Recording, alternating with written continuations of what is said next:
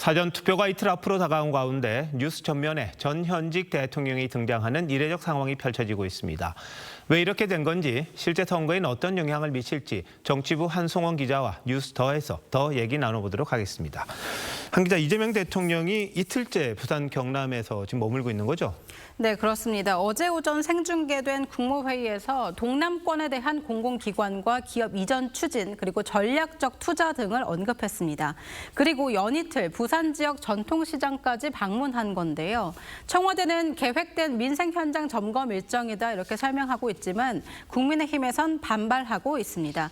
민주당이 패배할 경우에 사법 리스크를 덮어줄 조작기소 특검법 추진 동력이 약화될까 봐 노골적인 관권 선거를 하고 있다, 이런 반발이 나온 겁니다.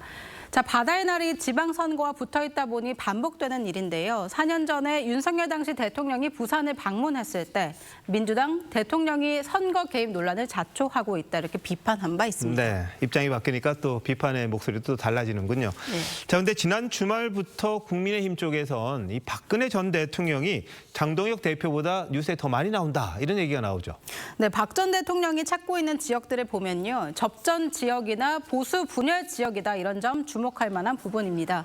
보수 진영에 뚜렷한 구심점이 없는 상황에서 박 전 대통령이 일정 부분 결집 효과를 낼 수 있다, 이런 관측이 나옵니다. 실제 지난 23일 대구 칠성시장 방문 뒤에 실시된 여론조사를 보면요, 추경호 후보가 민주당 김부겸 후보를 오차 범위 밖에서 앞서는 조사가 처음으로 나오기도 했습니다.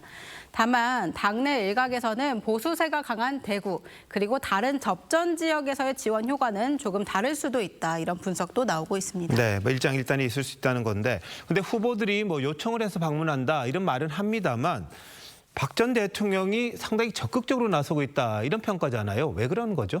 당내에서는 탄핵 이후에 집거하던 박 전 대통령이 나름의 명예회복을 생각하는 거 아니냐, 이런 시각이 있습니다.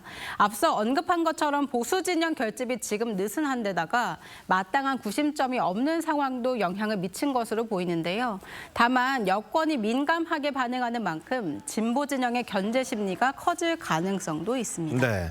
자, 근데 오늘 부산에서 무소속 한동훈 후보가 출마한 부산 북갑이 아닌 기장군을 찾았거든요. 여기 박민식 후보가 오긴 왔어요. 네. 이게 보선에 영향이 있을까요? 박민식 후보 측은 좀 그런 영향을 기대하는 분위기입니다. 네. 오늘도 박 후보는 한 후보를 향해 배신자다, 이렇게 날을 세웠는데요. 한 후보는 박 전 대통령의 인품과 삶을 존경한다면서 부산 방문도 존중한다, 이런 입장을 밝혔습니다. 앞서 김영삼 전 대통령 차남 김현철 YS재단 이사장이 한 후보 지지를 선언했고요.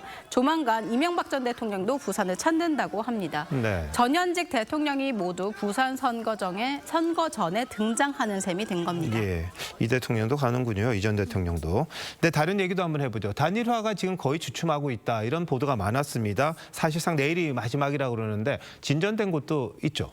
네, 오늘 경남에서는 진보당 전희영 후보가 사퇴하고 민주당 김경수 후보로 단일화가 전격적으로 이뤄졌습니다. 울산에서는 민주당과 진보당이 내일 하루 여론조사를 통해서 무산될 뻔했던 단일화를 다시 하기로 합의했습니다. 그런가 하면 경기 평택을에서는 국민의힘 유이동 후보가 황교안 후보와의 만남 사실을 공개하면서 막판 단일화 추진하고 있습니다. 네, 선거가 막바지를 향해 가긴 하는데 아직도 여러 가지 변수가 남아있다, 이렇게 봐야겠군요. 한 기자, 잘 들었습니다.